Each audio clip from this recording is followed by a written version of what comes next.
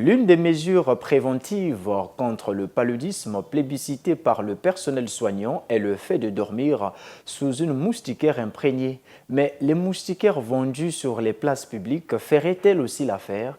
Retrouvons une fois de plus Marc Foucault. Ma 1500 à moustiquaire.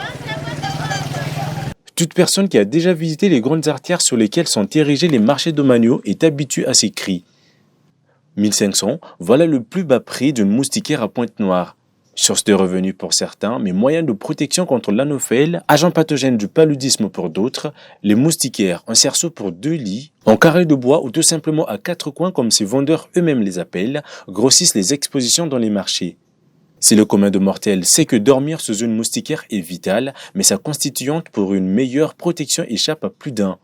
Le docteur Ndongi, généraliste chef des urgences à l'hôpital de référence de Tiétié, ne dira pas le contraire.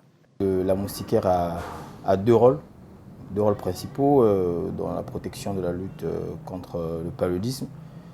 Déjà, le premier rôle, c'est un rôle mécanique, c'est-à-dire il empêche au moustique d'être en contact direct avec la personne qui s'y protège, donc qui est sous la moustiquaire. Et donc éviter le contact d'abord avec le moustique, donc pour éviter la piqûre du moustique. Et le deuxième rôle, c'est un rôle chimique, c'est-à-dire tellement que ce sont des moustiquaires qui sont imprégnés d'insecticides, ils tuent alors des moustiques qui viennent s'y agripper pour vouloir entrer en contact avec la personne qui s'y protège. La facilité de se procurer une moustiquaire à Pointe-Noire est avérée. Mais l'adéquation dans la lutte contre le paludisme, puisque c'est de cela qu'il est question, ne l'est pas pour autant. À la base petite à 4 coins, ces moustiquaires sont travaillés à la main afin de leur donner une forme soit pyramidale, soit iconique, une pratique remettant en cause la composition chimique de cette première barrière contre les moustiques.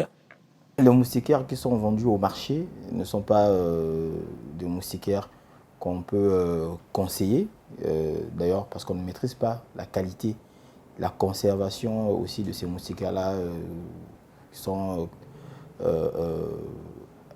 la conservation est assez importante parce que tant que la moustiquaire n'est pas bien protégée, on ne peut pas aussi évaluer une très bonne qualité, avoir une très bonne qualité de cette moustiquaire-là. Donc de prime abord, je dirais non.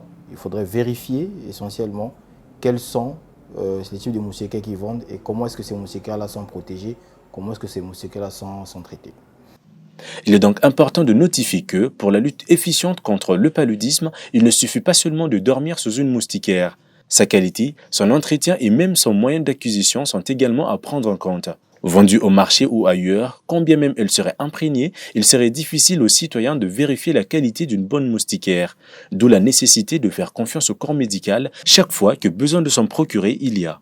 D'emblée, parfois ce sont des moustiquaires qui sont imprégnés, comme on le voit d'ailleurs.